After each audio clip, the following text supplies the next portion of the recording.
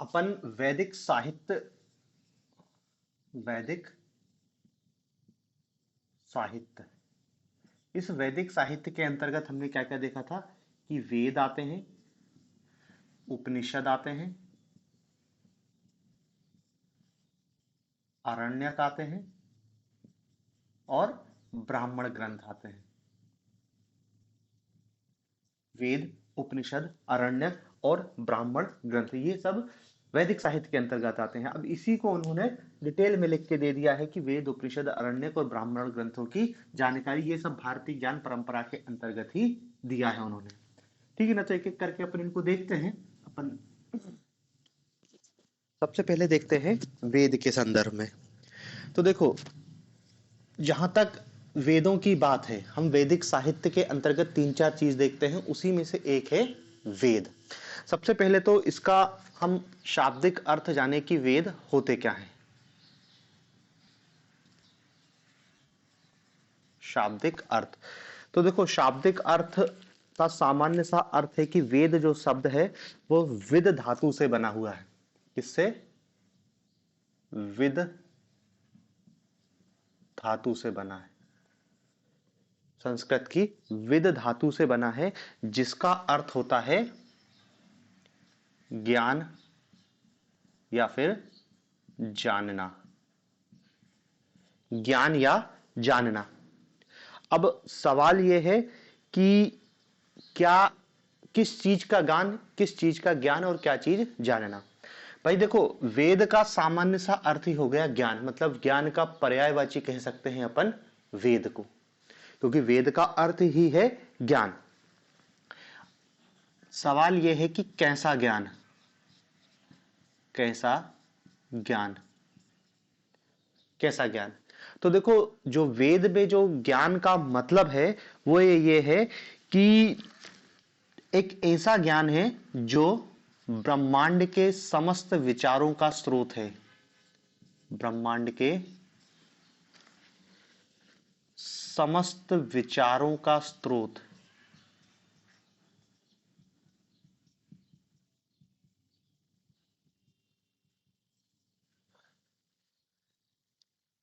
वेद का मतलब ज्ञान है, और ज्ञान से उनका मतलब है ये एक ऐसा ज्ञान है जो ब्रह्मांड के समस्त विचारों का स्रोत। समस्त विचार मतलब समझ रहे हैं? अब कोई ऐसा ज्ञान नहीं हो रहा है कि वेद केवल धार्मिक ज्ञान है या वेद केवल आयुर्वेद का ज्ञान है। नहीं, इस ब्रह्मांड में जो भी विचार है उस विचार का स्रोत, मतलब जहां से वो विचार फूट रहा है वही है वेद। ऐसे ज्ञान को वेद कहा गया है, या वेद के अंदर ऐसा ज्ञान है जो ब्रह्मांड के समस्त विचारों का स्रोत है। और यह ज्ञान ऐसा नहीं है, इस ज्ञान के संदर्भ में कहा गया है कि यह वह ज्ञान है जो सदा अस्तित्व में रहता है, सदा अस्तित्व में रहता है। ठीक है ना, जो पहले भी था, आज भी है और आगे भी रहेगा। ऐसे ज्ञान को ही हम वेद कह रहे हैं, या वेदों में ऐसे ज्ञान की बात की गई है।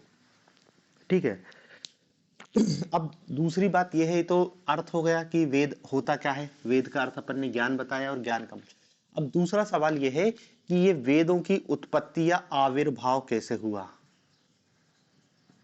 आविर्भाव कैसे हुआ, वेदों की उत्पत्ति या निर्माण जो भी है। तो देखो, जो वेद हैं, इस वेद में ऋषियों द्वारा दृष्ट मंत्रों का संग्रह है। ऋषियों द्वारा दृष्ट मंत्रों का संग्रह है। वेद ऋषियों द्वारा दृष्ट, ऋषियों द्वारा दृष्ट मतलब देखे गए मंत्रों का संग्रह है। अब देखो, मतलब इसको, इस लाइन को पढ़ने से ऐसा लग रहा है कि वेद की रचना किसी ना किसी ऋषि ने की है, परंतु इस संदर्भ में आपको थोड़ा सा यह ध्यान रखना है कि ऋषियों द्वारा दृष्ट मंत्रों का संग्रह है। ऋषियों ने देखा, लेकिन इन्होंने जो देखा है, वो इनका जो ज्ञान है वो किसके द्वारा है? ईश्वर द्वारा प्रकट किया गया है। इनको ईश्वर द्वारा प्रकट किया गया है। मतलब सीधे सीधे हम वेदों के संदर्भ में कहते हैं कि वेद क्या है? अपौरुषेय हैं।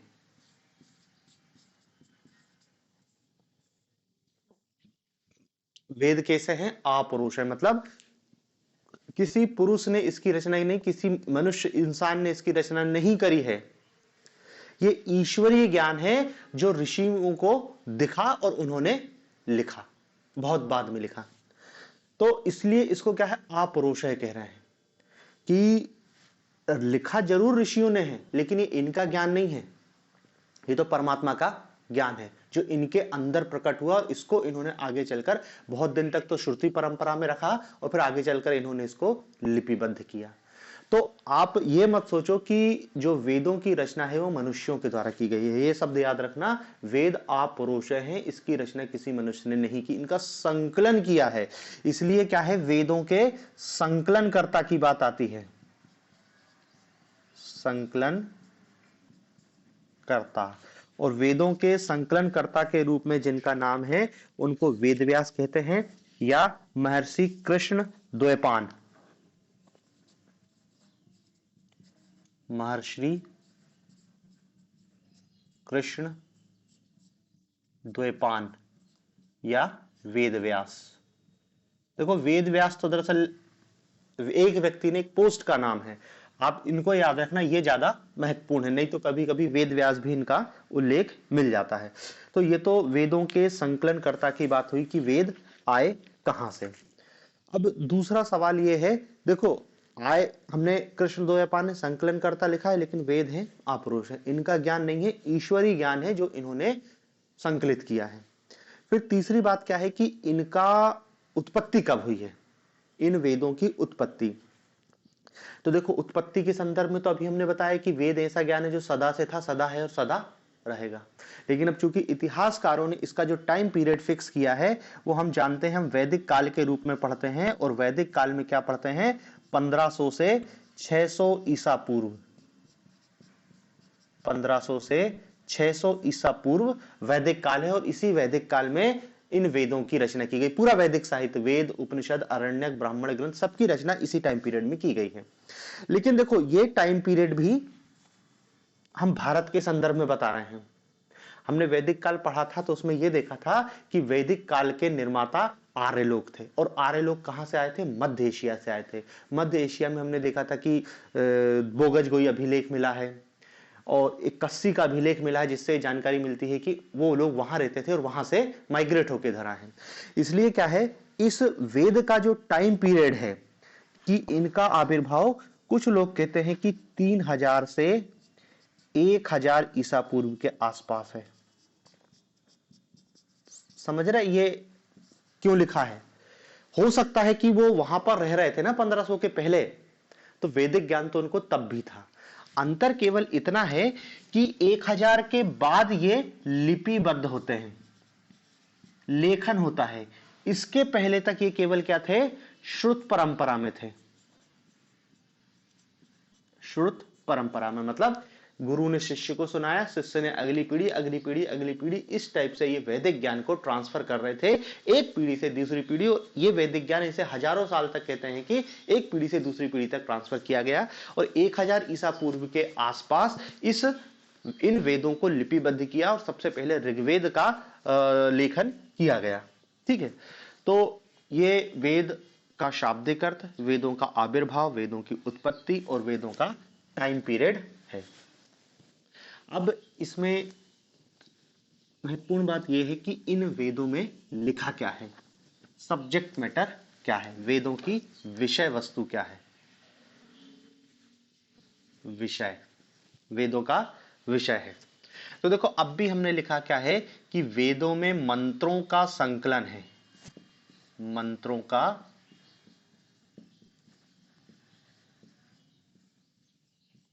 संकलन है, वेदों में मंत्रों का संकलन है। और ये जो मंत्र हैं, कुछ मंत्र छंदबद्ध हैं और कुछ गद्यात्मक हैं। कुछ मंत्र छंदबद्ध हैं और कुछ गद्यात्मक। कुछ मंत्र छंदबद्ध हैं और कुछ गद्यात्मक। छंदबद्ध और गद्यात्मक तो समझ रहे ना कि छंद मतलब जिनको थोड़ा सा गाया जा सके, और गद्य मतलब जो अपन पढ़ते हैं बोलते हैं। गद्य और पद्य का अंतर तो पता ही होगा। तो जो कुछ मंत्र छंदबद्ध हैं और कुछ मंत्र गद्यबद्ध हैं। जो मंत्र छंदबद्ध हैं, छंदबद्ध, छंदबद्ध मतलब छंदों से बंधे हुए मंत्रों के लिए एक शब्द यूज किया जाता है, ऋक।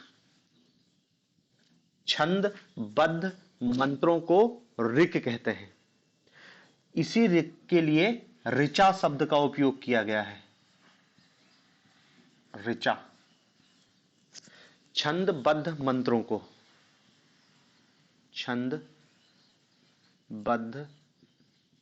मंत्रों को ऋचा कहते हैं।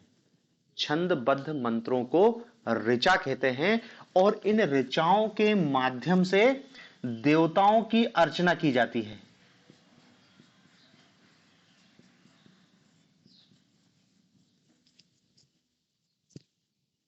इन छंदबद्ध ऋचाओं के माध्यम से देवताओं की अर्चना की जाती है।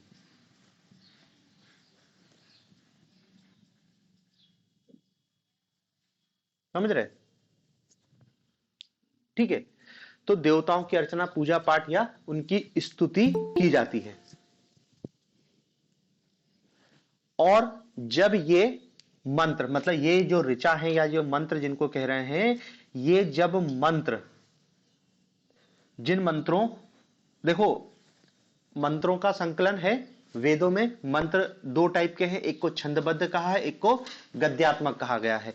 जो छंदबद्ध मंत्र हैं उन्हीं के लिए ऋचा शब्द का उपयोग किया गया है कि जिनको हम गा सकते हैं, ऐसे छंदबद्ध मंत्रों को ऋचा कह रहे हैं। जिस वेद में ऋचाओं का संकलन है, जिस वेद में ऋचाओं का संकलन है, जिस वेद में ऋचाओं का संकलन है उसी को ऋग्वेद कहा गया है।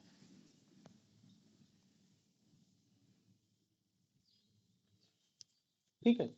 जिस वेद में ऋचाओं का संकलन है उसी को ऋग्वेद कहा गया है। तो ऋग्वेद का नाम ऋग्वेद क्यों है? क्योंकि ऋग्वेद में ऐसे मंत्रों का उल्लेख है जो छंदबद्ध है और इन मंत्रों में देवताओं की अर्चना की जाती है। तो देखो ऋग्वेद का सब्जेक्ट मैटर क्या हो गया? देवताओं की स्तुति में लिखे गए छंदबद्ध मंत्रों के समूह को ही हम ऋग्वेद कह रहे हैं। फिर देखो, जब ये मंत्र गाने योग्य हो जाते हैं, जब ये मंत्र जब ये मंत्र गे हो जाते हैं, गे मतलब गाने योग हो जाते हैं, गे हो जाते हैं, तब उन्हें साम कहते हैं। जब ये मंत्र गे हो जाते मतलब गाने योग्य हो जाते हैं तो उन्हें साम कहते हैं, और इन्हीं सामों का संकलन सामवेद कहलाएगा। इन्हीं सामों के संकलन को सामवेद कहलाएगा। ठीक है। और वेद जो हिस्सा गद्यात्मक है, गद्यात्मक हिस्से को हम क्या कहते हैं? गद्य प्रधान वेद को यजुर्वेद कहते हैं। यजुर्वेद, वेदों का वो हिस्सा जो गद्यात्मक है, वो पूरा हिस्सा क्या है? यजुर्वेद के अंतर्गत आएगा। ठीक है। तो देखो, ऋग साम यजुर वेद त्रय कहलाएगा। ये वेद त्रय कौन कौन से? ऋग, साम और यजुर। ऋग्वेद, सामवेद और यजुर्वेद को संयुक्त रूप से वेद त्रय कहते हैं। चौथा वेद है अथर्ववेद, वो अलग है इन सबसे। अथर्ववेद टोटल अलग है, उसका रचना अथर्वा अंगिरस ऋषि द्वारा की गई थी, अभी अपन देखेंगे। ये केवल 3 वेद की कहानी है कि वेद में जो मंत्र है, मंत्रों के अलग अलग विभाजन के आधार पे ही 3 वेदों का हमने नामकरण किया है, ऋग, साम और यजुर। ऋग्वेद में जो ऋचाएं हैं, उन ऋचाओं के संकलन को ऋग्वेद कहते हैं। फिर ये जब मंत्र जो गाने योग्य हो जाते हैं, उनको उनका संकलन साम में किया गया है, साम कहलाते हैं, तो सामवेद। और जो गद्यात्मक हिस्सा है वो यजुर्वेद के अंतर्गत आता है, और ये तीनों को मिलकर हम क्या कहते हैं, वेद त्रयी। ठीक है, तो देखो ये वेद त्रयी की बात है। और देखो जहां तक सब्जेक्ट की बात है, प्रत्येक वेद का सब्जेक्ट अलग अलग है। ऋग्वेद अलग विषय को लेकर लिखा गया है, मतलब ऋग्वेद देवताओं की स्थिति स्तुति में लिखा गया। साम गायन वादन है, इसे अथर्ववेद और यजुर्वेद का भी अलग अलग है, वो तीनों को अपन अलग अलग देखेंगे। तो देखो हम वेद का हमने अर्थ समझा, वेद की उत्पत्ति समझी। अब देखते हैं वेद के प्रकार। तो देखो 3 प्रकार तो अभी हमने देख लिए थे। एक था ऋग्वेद, दूसरा है सामवेद, तीसरा है यजुर्वेद और चौथा है अथर्ववेद।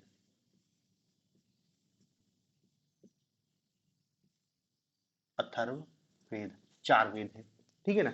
अब देखो इन चारों वेदों के बारे में थोड़ा सा डिटेल में हमको समझना है। सबसे पहले देखते हैं ऋग्वेद क्या होता है।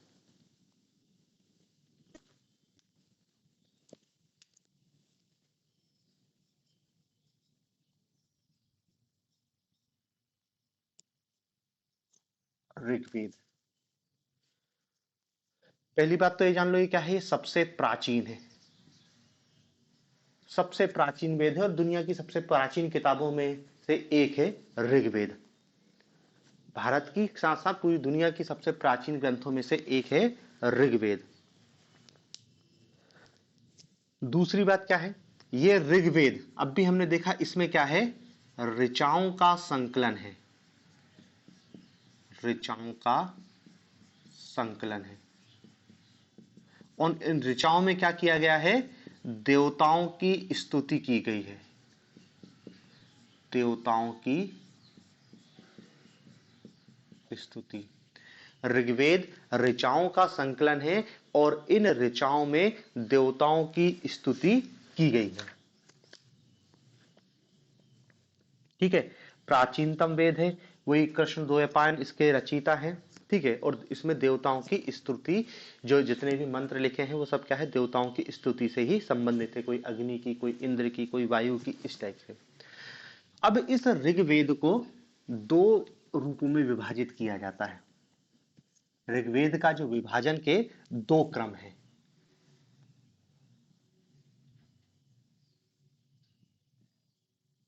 विभाजन के क्रम, ऋग्वेद के विभाजन के 2 क्रम है, या 2 क्रमों में इसका विभाजन किया जाता है। एक कहलाता है मंडल क्रम,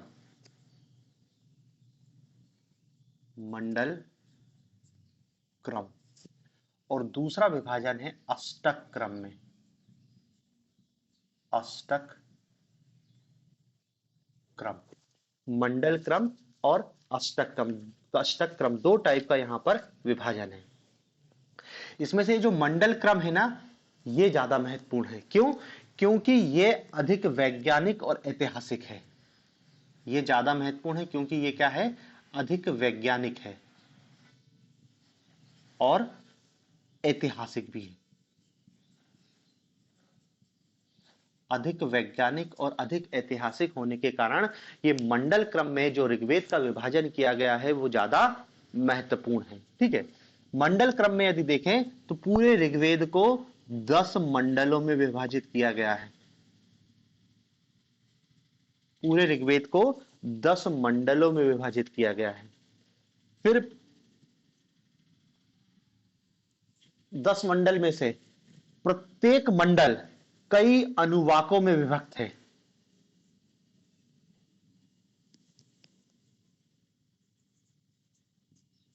अनुवाक, 10 मंडलों में से प्रत्येक मंडल कई अनुवाकों में विभक्त है। और अनुवाकों की संख्या बताई गई है 85, 85 अनुवाक। ठीक है ना। पहला मंडल उसके कई अनुवाक हैं, दूसरा मंडल उसके भी कई अनुवाक हैं, तीसरे मंडल के भी कई अनुवाक, ऐसे टोटल अनुवाक हैं और अनुवाकों की संख्या कितनी है 85। फिर ये जो अनुवाक है, प्रत्येक अनुवाक कई सूक्तों में विभक्त है, प्रत्येक अनुवाक कई सूक्तों में विभक्त है। और यहां पर टोटल सूक्तों की संख्या बताई गई है 1028। सूक्तों की संख्या कितनी बताई गई है 1028। और प्रत्येक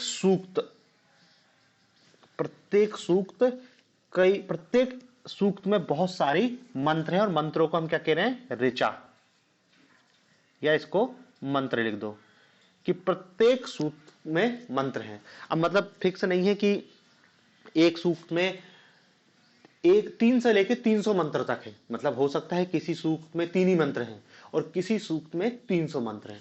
तो देखो ये मंडल क्रम में ऋग्वेद का विभाजन है। ये विभाजन ज्यादा वैज्ञानिक और ज्यादा ऐतिहासिक है। वैज्ञानिक का मतलब, कहने का मतलब यह है कि पढ़ने में इसको ज्यादा सुविधा होती है। मंडल, मंडल के नीचे अनुवाक, अनुवाक के नीचे सूक्त, सूक्त के नीचे ऋचा, मतलब पूरा ऋग्वेद मंडलों में विभक्त है। फिर प्रत्येक मंडल में अनुवाक मिलेंगे, फिर प्रत्येक अनुवाक में सूक्त मिलेगा और प्रत्येक सूक्त में मंत्र मिलेगा। संख्या भी याद रखना, 10 मंडल है, 85 अनुवाक है, 1028 सूक्त है और मंत्रों की संख्या भी लिख लेना। मंत्र टोटल है 10,580, 10,580।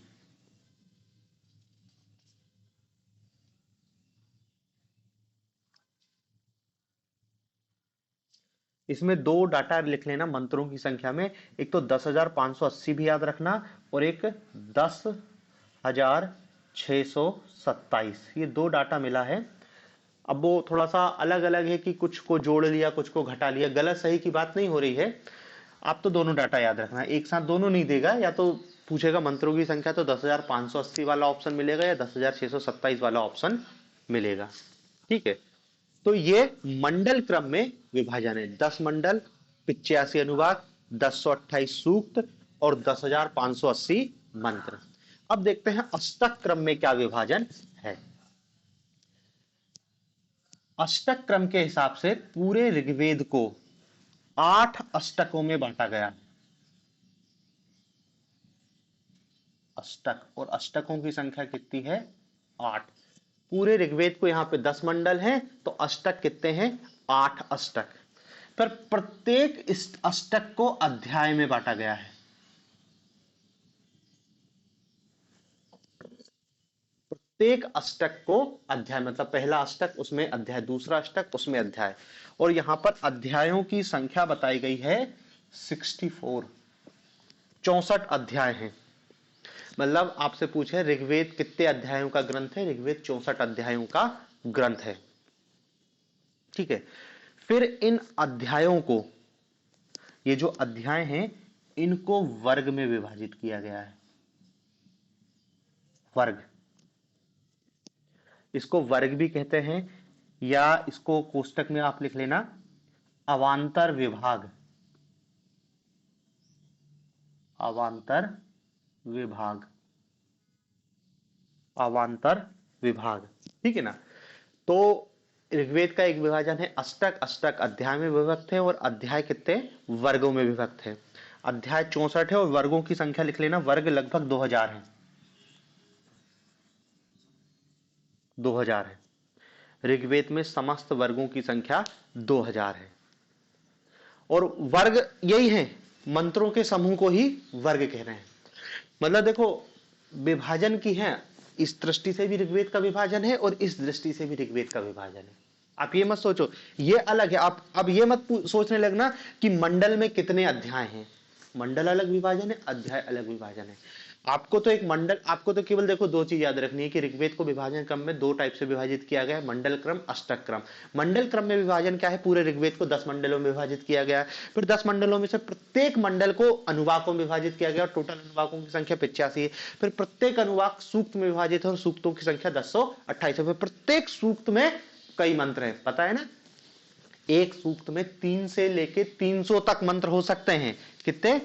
3 से लेके 300 तक मंत्र हो सकते हैं और टोटल मंत्रों की संख्या 1085 है। इसी टाइप से ऋग्वेद का दूसरे विभाजन है जिसको कहते हैं अष्टक क्रम विभाजन।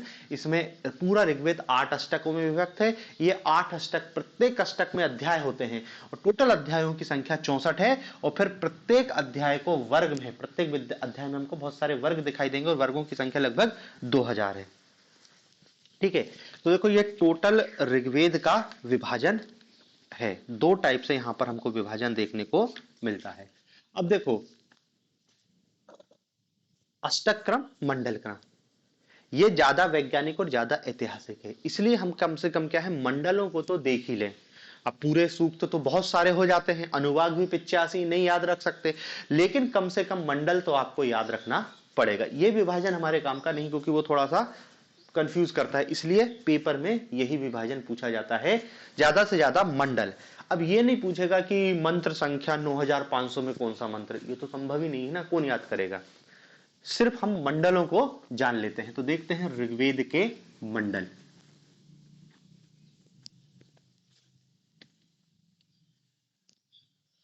ऋग्वेद के 10 मंडल।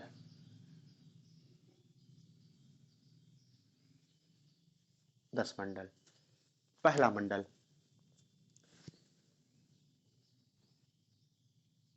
प्रथम मंडल। इस देखो ऋग्वेद का 10 मंडल है और प्रत्येक मंडल का रचयिता एक अलग ऋषि है। प्रत्येक मंडल का रचयिता अलग अलग ऋषि है, उसी ऋषि के नाम से उस मंडल को याद रखते हैं।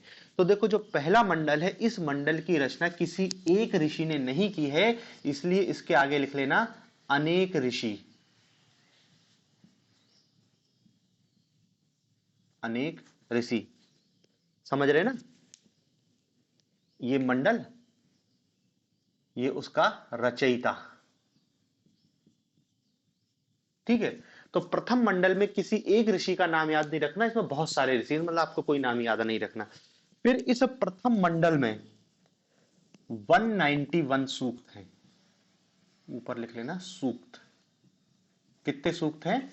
191। और जो मंत्रों की संख्या है वो है 2006।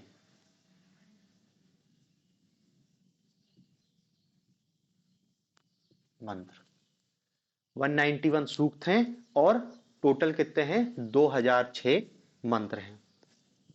फिर आता है दूसरा मंडल।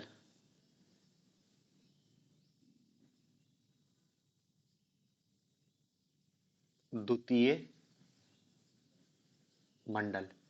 द्वितीय मंडल के जो रचयिता हैं वो हैं ग्रत समद भार्गव ऋषि।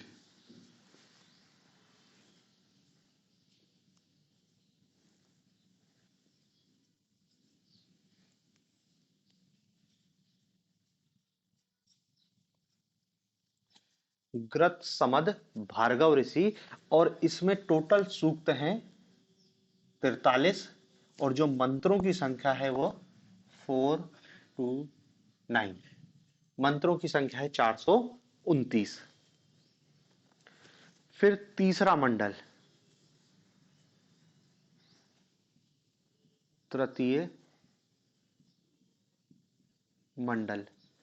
तृतीय मंडल के रचयिता हैं विश्वामित्र।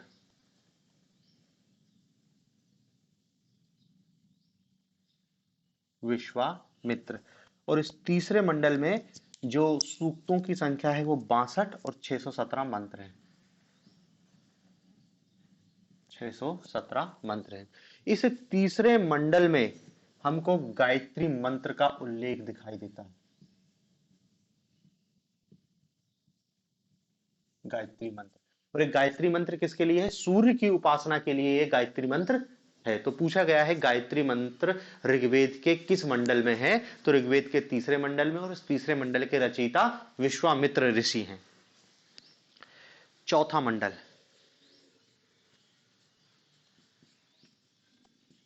चतुर्थ मंडल।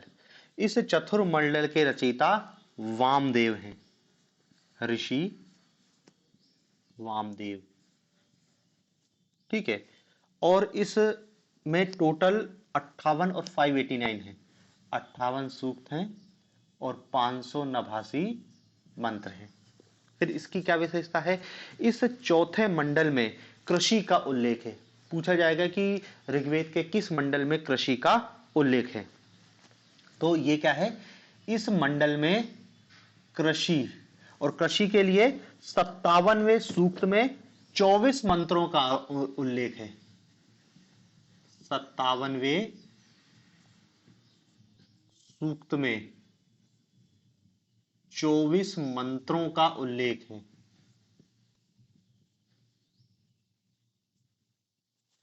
24 मंत्रों का उल्लेख है, ठीक है।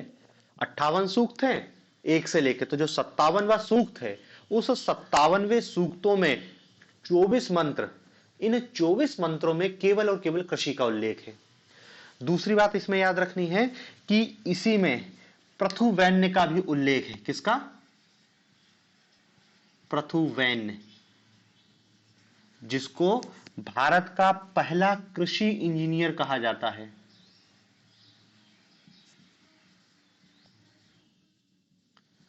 भारत का पहला कृषि इंजीनियर पृथुवैन्य का उल्लेख भी चौथे मंडल में है, जिसके रचयिता वामदेव हैं, ठीक है। फिर इसमें एक और चीज उल्लेख है कि इन वामदेव के अतिरिक्त 3 राजाओं का नाम मिलता है जिन्होंने 3 मंत्रों की रचना की। इसी में क्या मिलता है, 3 राजाओं के द्वारा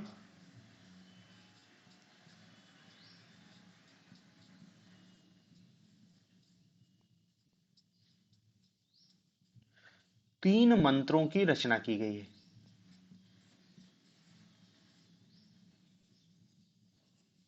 3 राजाओं के द्वारा 3 मंत्रों की रचना की गई है।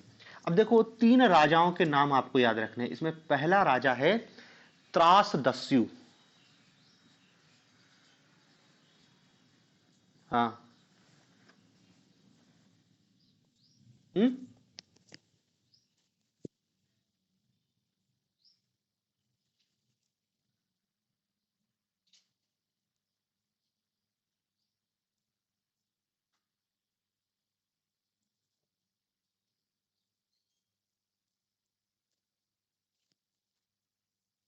त्रासदस्यु, दूसरा है अजमीर, और तीसरा है पुरमीड़।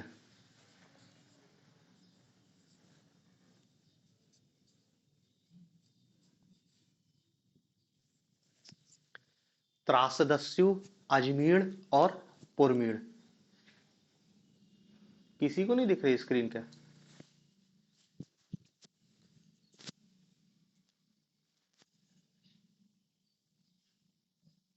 हाँ, तो फिर किसी किसी को समस्या होगी, नेटवर्क होगा वो आपका। ठीक है, तो देखो अपन को चौथे मंडल में क्या क्या याद रखना है। चौथे मंडल का रचयिता कौन है? वामदेव ऋषि हैं। इसमें 58 सूक्त और 582 मंत्र हैं। इन 58 सूक्तों में से जो 57वां सूक्त है, उस 57वें सूक्त के 24 मंत्रों में कृषि का उल्लेख है। फिर इसमें पृथुवैन्य का उल्लेख है कि जो भारत का पहला कृषि इंजीनियर है उसका है। फिर इस चतुर्थ मंडल में 3 मंत्रों की रचना 3 राजाओं के द्वारा की गई। आपको उन 3 राजाओं के नाम याद रखने हैं, अजमीर, पुणमीर और त्रासदस्यु। पेपर में क्वेश्चन पूछेगा कि किस मंडल में राजाओं द्वारा रचित मंत्रों का संकलन किया गया है, चौथे मंडल में। या फिर पूछ सकता है कि ऋग्वेद में किस राजा के द्वारा मंत्रों का संकलन किया गया। तो ये 3 राजा का नाम आपको याद रखना है, ठीक है। तो ये चौथा मंडल हो गया। फिर पंचम मंडल।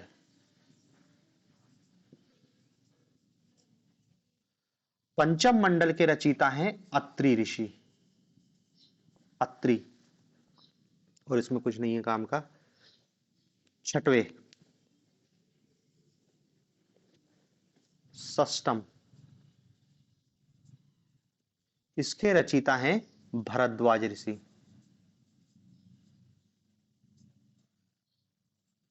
भरद्वाज या भरद्वाज ऋषि।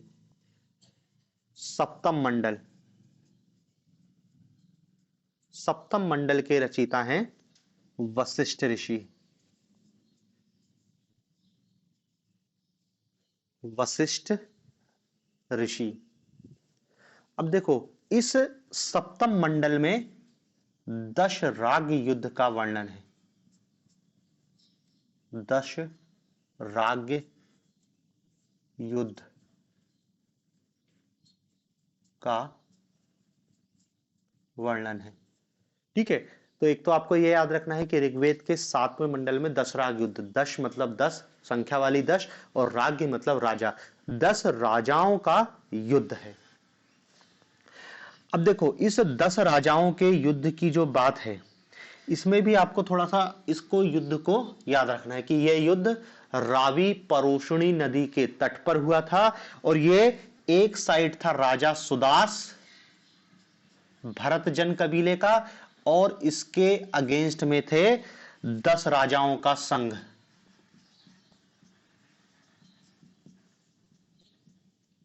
10 राजाओं का संघ। इन 10 राजाओं के संघ में से 5 आर्य कबीले थे और 5 अनार्य कबीले थे। ठीक है, मतलब देखो 10 राग युद्ध को आप आर्य अनार्य संघर्ष नहीं कह सकते क्योंकि एक साइड आर्य हैं और दूसरे साइड आर्य और अनार्य 5-5 है ना, 5 आर्य कबीले 5 अनार्य कबीले हैं। अब देखो ये जो 5 आर्य कबीलों के नाम हैं ये आपको याद रखने हैं। एक है अनु, दूसरा है यदु, तीसरा है तुर्वुश, चौथा है द्रुहु, द्रुहु और पांचवा है क्रिवी। क्रिवी, अनु, यदु, तुर्वुश, द्रुहु और क्रिवी, ये 5 आर्य कबीले थे। 5 अनार्य कबीलों का भी नाम याद रखना है। अनल, अनिल है, अनिल, पक्त,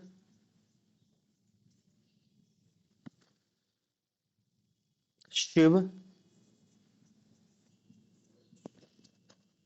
विषाणिन और भलानस।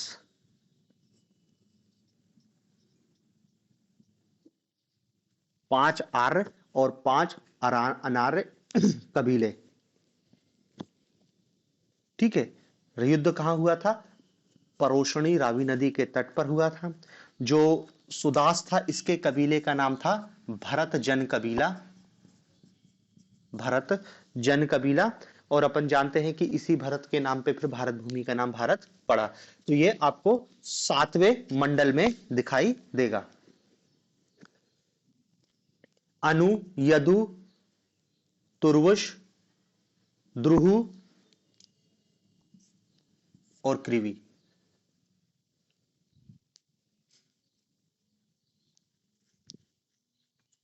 और 5 अनार्य हैं, अनिल, पक्त, शिव, विषाणिन और भलानस।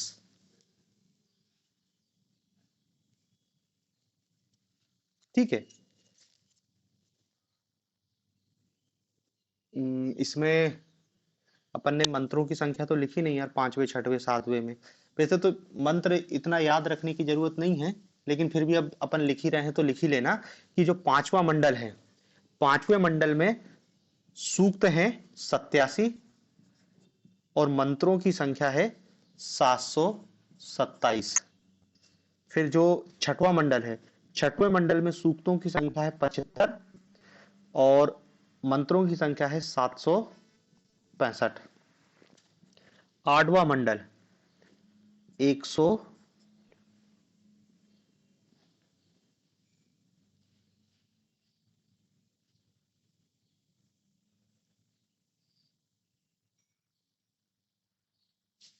7वां मंडल, सॉरी 7वें मंडल में 104 और 841, 841। ऐसे याद रखने की जरूरत नहीं है, वो तब लिस्ट बना रहे थे इसलिए लिख लिया अपन ने। ठीक है, तो देखो ये 7 मंडल हो गए। अब देखो इसमें ये याद रखना है कि जो दूसरे से 7वां मंडल है ये प्राचीनतम मंडल है, मतलब सेकंड से सातवां मंडल, प्राचीनतम मंडल,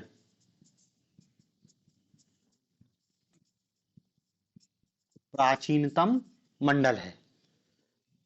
और इस दूसरे से सातवें मंडल को ऋषि मंडल कहा जाता है, ऋषि मंडल या वंश मंडल, ऋषि मंडल या वंश मंडल, क्योंकि ये जितने ऋषियों के नाम हैं इन्हीं ऋषियों की आगे चल के परंपरा वंशों से चलेगी। आजकल जिसको गोत्र कहते हैं, ये गोत्र इन्हीं सात, ये मूल गोत्र माने गए हैं कि इन्हीं गोत्रों से आगे चलकर पूरा हिंदुस्तान पैदा हुआ है। मतलब ये सबसे पूर्वज है। हालांकि गोत्र शब्द अभी उत्तर वैदिक काल में अस्तित्व में आएगा, उसके अलग अलग अर्थ होंगे, लेकिन आप तो बस ये याद रखना कि दूसरे से सातवां मंडल प्राचीनतम मंडल है, इसको ऋषि मंडल और वंश मंडल भी कहते हैं। या इसको ऐसा भी याद रखना है कि पहला, आठवां, नौवां, दसवां ऋग्वेद में बाद में जोड़े गए हैं। पहले ऋग्वेद में केवल 7 मंडल थे, दूसरे, पहला मंडल बाद में जोड़ा गया, देख रहे हो, दूसरा, तीसरा, चौथा, पांचवा, छठवां, सातवां ये पहले था, फिर बाद में मंडल जोड़े गए तो उसको एक पहला मंडल, आठवां, नौवां, दसवां ये सब नए मंडल है, मतलब ये बाद में जोड़े गए हैं। ठीक है, फिर देखते हैं 7 मंडल हो गए, 7वें के बाद 8वां अष्टम मंडल। अष्टम मंडल के जो रचयिता हैं वो है अंगिरस ऋषि।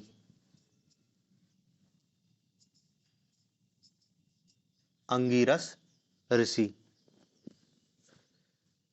नवम मंडल, नवम मंडल के रचयिता कोई नहीं है, इसके अनेक ऋषि हैं, अनेक ऋषि।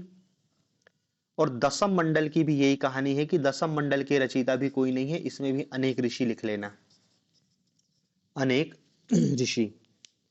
बस इनके सूक्त, यदि 8वें मंडल की बात करें तो 103 सूक्त हैं और टोटल मंत्रों की संख्या 1761 है। 9वें मंडल में सूक्तों की संख्या 114 है और 1108 मंत्र हैं। 10वें मंडल में सूक्तों की संख्या 191 है और मंत्रों की संख्या 1754 है,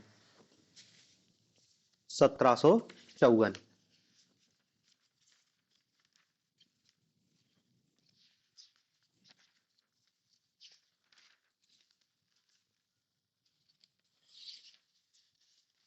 ठीक है, तो ये ऋग्वेद के 10 मंडल। अब देखो इसमें एक चीज ध्यान रखना कि ऋग्वेद के पहले मंडल और 10वें मंडल में सूक्तों की संख्या बराबर है। ऋग्वेद के पहले मंडल और 10वें मंडल में सूक्तों की संख्या बराबर है। पहले मंडल में भी 191 सूक्त हैं और दूसरे मंडल में भी 191 ही सूक्त हैं। तो ये भले पूरे याद नहीं रखो, लेकिन पहला और 10वें में याद रखना कि क्या है, बराबर सूक्त हैं। और एक फैक्ट और इसमें याद रखना कि ये जो पहला मंडल है, पहला मंडल और आपका 8वां मंडल, 8वां मंडल, 8वें मंडल में 103 सूक्त हैं और पहले मंडल में 191 सूक्त हैं। तो इसमें क्या याद रखना कि 8वें मंडल व पहले मंडल में प्रारंभिक 50 सूक्त एक से हैं, प्रारंभिक 50 सूक्त समान है। पहले मंडल और 8वें मंडल में प्रारंभिक 50 सूक्त सेम टू सेम है। पहले मंडल में और 10वें मंडल में सूक्तों की संख्या बराबर है। ये दो फैक्ट आप ध्यान में रखना। ठीक है, तो देखो ये ऋग्वेद के संदर्भ में इतना याद रखना। इसमें देखो जो 10वां मंडल है, इस 10वें मंडल में थोड़ा सा 10वां मंडल भी महत्वपूर्ण है। इस 10वें मंडल को हम अलग से देखते हैं कि कुछ नहीं, इस 10वें मंडल, इसको नवीनतम मंडल कहा जाता है। 10म मंडल ये सबसे बाद में जोड़ा गया है, इसलिए क्या है, नवीनतम मंडल है। 10वां मंडल सबसे बाद में जोड़ा गया है और ये क्या है, नवीनतम मंडल है। मतलब ऐसा कहते हैं कि उत्तर वैदिक काल आते तक जुड़ा है ये 10वां मंडल। इस मंडल में हमको जो सूक्त हैं, देखो सूक्तों की संख्या तो 191 है, लेकिन इनमें से 3 सूक्त सबसे ज्यादा महत्वपूर्ण हैं। एक है पुरुष सूक्त, दूसरा है नदी सूक्त, और तीसरा है विवाह सूक्त। पुरुष सूक्त, नदी सूक्त और विवाह सूक्त। ठीक है। इस नदी सूक्त में 25 नदियों का उल्लेख है। इस पुरुष सूक्त में वर्ण व्यवस्था का पहली बार उल्लेख देखने को मिलता है। वर्ण शब्द का उपयोग,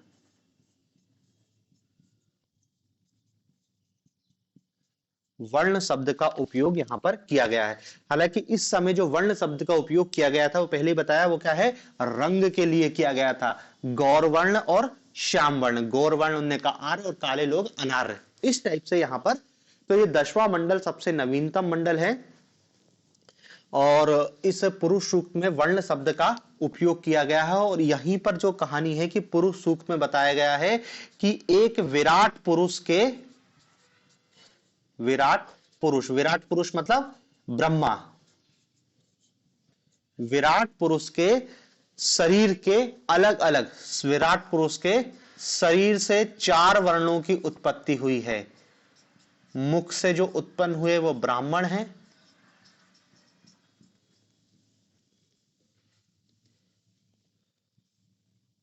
बाहु से जो उत्पन्न हुए वो क्षत्रिय हैं, उदर से जो उत्पन्न हुए वो वैश्य हैं, और जो पैरों से उत्पन्न हुए हैं वो शूद्र हैं। ये वर्ण व्यवस्था की उत्पत्ति 10वें मंडल के पुरुष सूक्त में दी गई। बाकी नदी सूक्त में तो 25 नदियों का उल्लेख है, और विवाह सूक्त में विवाह की जानकारी दी गई है। ठीक है। तो ये ऋग्वेद के संदर्भ में इतनी बात याद रखनी है। और ऋग्वेद बस इतना ही है अपने काम का। ठीक है। बाकी देखो एक चीज और याद रखना ऋग्वेद में, कि ऋग्वेद की कुछ शाखाएं हैं, शाखाएं। ठीक है ना। वैसे तो 21 शाखाएं का उल्लेख मिलता है, लेकिन 21 शाखाओं के नाम नहीं मिलते हैं। ये 2-3 शाखाएं हैं जिनके हमको नाम मिलते हैं। एक है शाकल, दूसरी है वास्कल,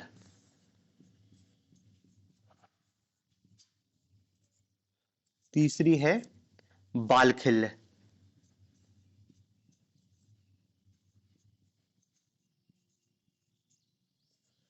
ये 3 शाखाएं याद रखना आप तो। वैसे तो और का भी उल्लेख मिलता है, एक संख्यायान है, एक मंडूक्यान है, लेकिन ये 3 शाखाएं याद रखना, शाकल, वास्किल और बालखिल्य।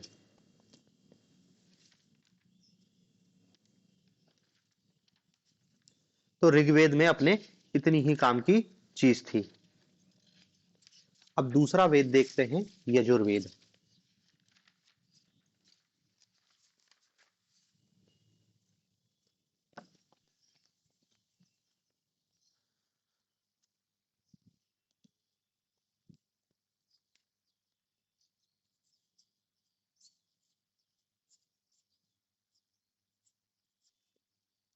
यजुर्वेद,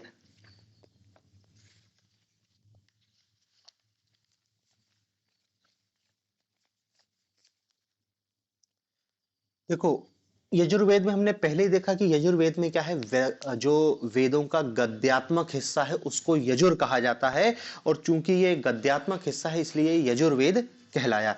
इस यजुर्वेद में 40 अध्याय हैं और 1990 मंत्र हैं।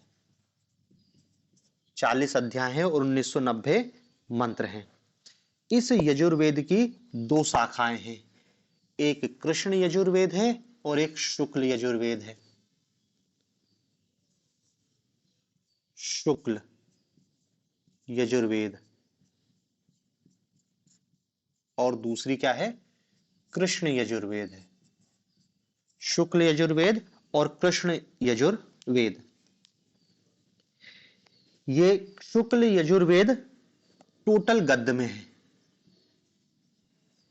और यहां पर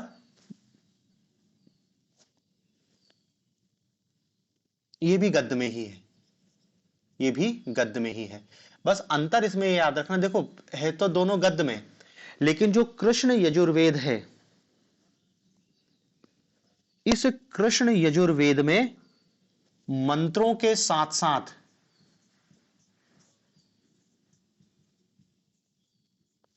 ब्राह्मण अंश भी सम्मिलित हैं।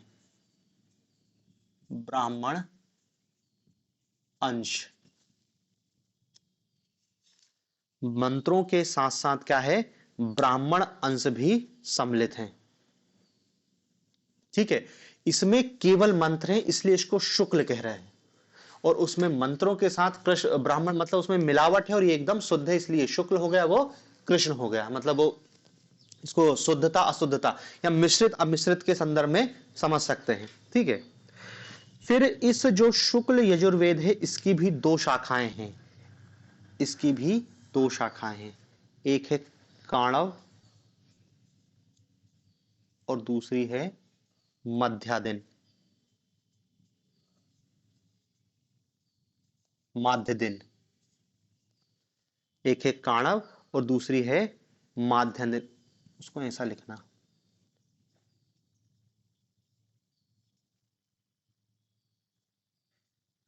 माध्यान दिन, इस रूप में काणव और माध्यान दिन। शुक्ल यजुर्वेद की दो शाखाएं हैं, कृष्ण यजुर्वेद की चार शाखाएं हैं। पहला काठक, दूसरा कपिष्टक,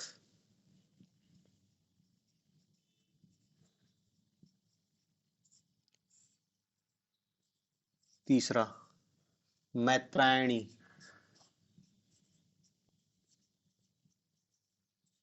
और चौथा तैतरीय।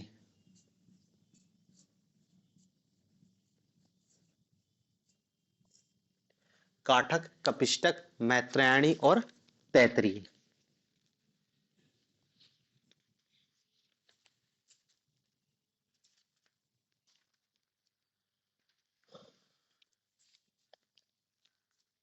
ठीक है, यजुर्वेद दो हिस्से हैं, कृष्ण और शुक्ल। कृष्ण के दो हैं, काणव माध्यान्ह और काठक कपिष्टक मैत्रायणी और तैतरी। अब इसका विषय क्या है, ऋग्वेद में तो हम समझ गए मंत्रों का संग्रह, और ऋग्वेद का विषय क्या है, देवताओं की स्तुति।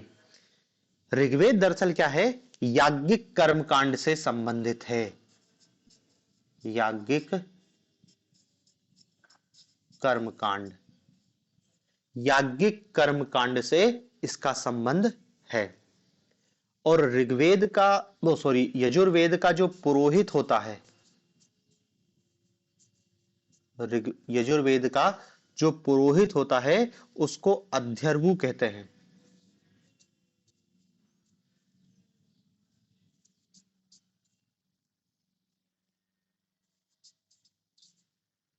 अध्यर्वु या ऐसा भी लिखते हैं,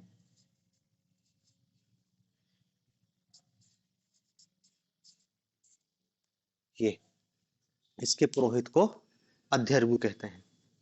अब देखो इसमें याज्ञिक कर्मकांड का उल्लेख है, मतलब हम जितने भी यज्ञों के नाम सुनते हैं, हमको सिलेबस में उन्होंने अलग से दिया है पंच महायज्ञ और औवलिक करके यज्ञ भी लिखा है।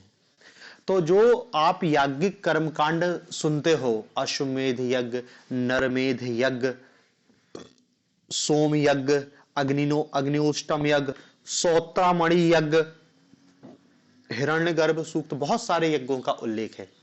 तो ये सारे यज्ञ कैसे करना है, किस प्रकार से करना है, ये सारी जानकारी हमको इन्हीं में मिलती है। ठीक है,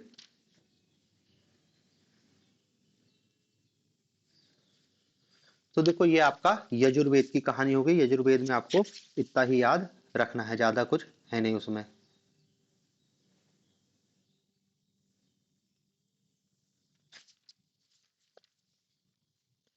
हाँ, इसमें एक चीज और याद रख रहे ना, ये शुक्ल यजुर्वेद है, इसको वाजसनेयी संहिता के नाम से भी जानते हैं।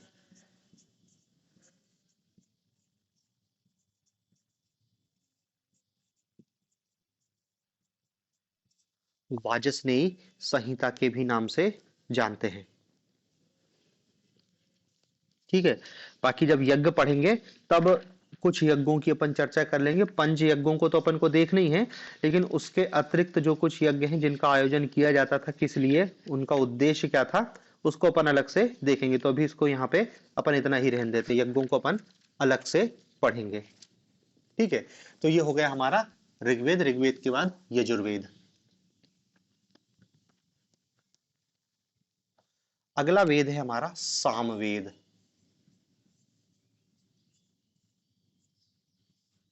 सामवेद 1549 मंत्र हैं टोटल इसमें। इन 1549 मंत्र में से भी केवल 75 मूल मंत्र हैं, और बाकी सब कहां से आए हैं, ऋग्वेद से लिए गए हैं। शेष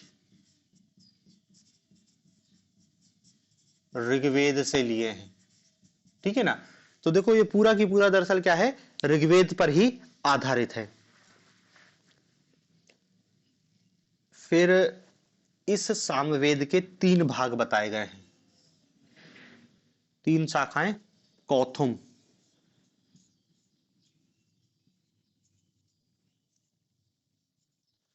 दूसरा है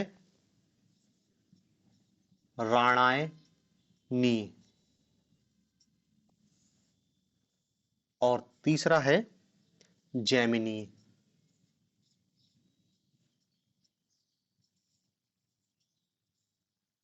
कौथुम, राणायनीय और जैमिनी। ठीक है। और इसका जो पुरोहित है वो उदगाता कहलाता है। उदगाता कहलाता है इसका पुरोहित। इसका जो विषय है वो क्या है, गायन वादन। गायन वादन से ये संबंधित है। कौथुम, कौथुम के बाद राणायनीय, और राणायनीय के बाद जैमिनी।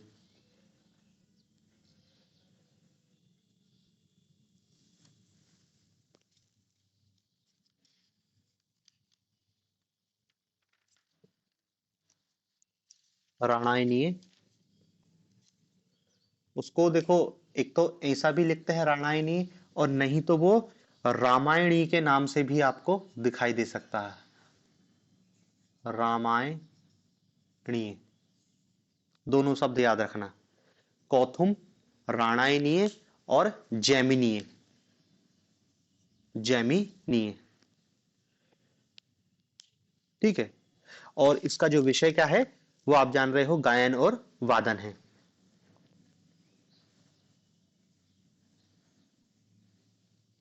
फिर अगला और अंतिम वेद और देख लेते हैं, अथर्ववेद। ये तो वेद त्रयी में अपन ने इनका नाम पहले ही देखा था। अंतिम है हमारा चौथा वेद,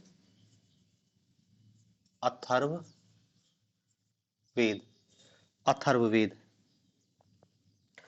अब देखो, इस अथर्ववेद के रचयिता में 2 ऋषियों का नाम मिलता है, अथर्वा और अंगिरस। अथर्वा, इसलिए इसको अथर्ववेद की जगह अथर्वा अंगिरस भी कहते हैं। अथर्वा अंगिरस।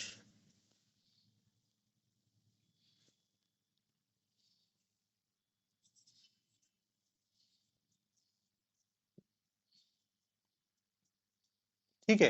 तो अथर्ववेद का दूसरा नाम अथर्वा अंगिरस है। फिर इसमें क्या याद रखना है, अथर्वा अंगिरस तो एक नाम हो गया इसमें।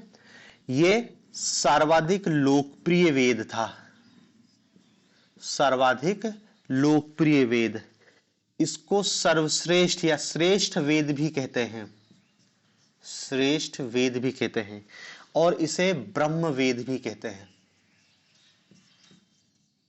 इसे ब्रह्म वेद भी कहते हैं। मतलब देखो कंफ्यूज कर सकता है कि सर्वश्रेष्ठ वेद की संज्ञा किसे दी गई है, तो याद रखना अथर्ववेद है। सबसे लोकप्रिय वेद भी अथर्ववेद ही है। ठीक है, फिर इस अथर्ववेद में देखो टोटल 20 अध्याय हैं।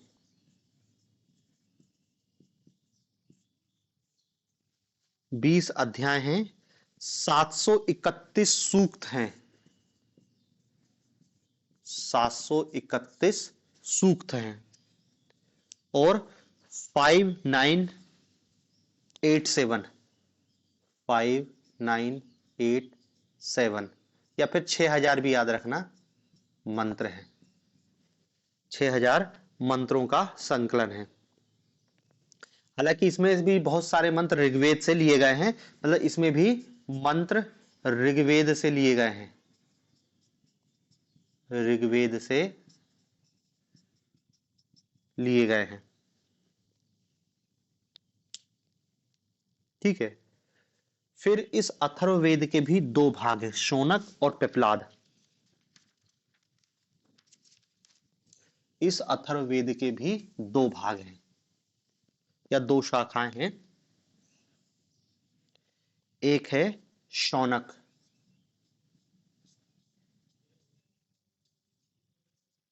और दूसरा है पिप्लाद।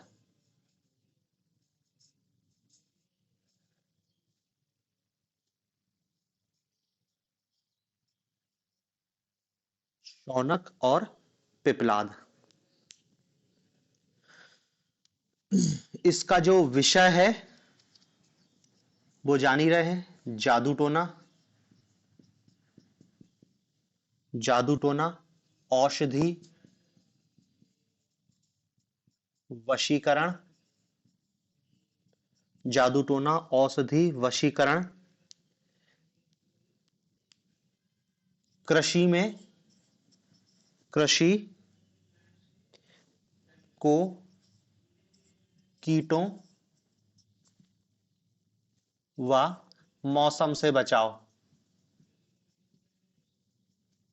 कृषि में कीटों व मौसम से बचाओ। सबके लिए अलग अलग मंत्रों का इसमें उल्लेख है। ठीक है ना, आयुर्वेद इसी पर आधारित है। आयुर्वेद के बहुत सारे जो मंत्र हैं वो इसी में है। आपको भूत प्रेत ये सारी चीजें इसी से है। हाँ, एक चीज और याद रखना कि राष्ट्रीय भावना से ओतप्रोत, राष्ट्रीय भावना से ओतप्रोत भक्ति सूक्त भी इसी में है। ठीक है, राष्ट्रीय भावना से ओतप्रोत भक्ति सूक्त भी इसी वेद में उल्लिखित हैं। ठीक है, तो देखो ये अथर्ववेद हो गया। तो देखो हमने चार वेद की कहानी देख ली कि चार वेद कौन कौन से हैं और प्रत्येक वेद में क्या चीज महत्वपूर्ण है। ठीक है, हाँ इसमें एक चीज इसका उद्गाता और लिख लेना कि इसका जो पुरोहित है, इसका पुरोहित, पुरोहित को कहते हैं ब्राह्मण, ब्राह्मण या ब्रह्मा या फिर ब्राह्मण, ये इसका पुरोहित है। ठीक है, तो ये वेदों के संदर्भ में इतनी चीज हमारे लिए काम की है। ठीक है, अब इसमें अपन को देखना है ब्राह्मण ग्रंथ, अरण्यक और उपनिषद। ठीक है ना, तो उसको अपन अब कल देखेंगे।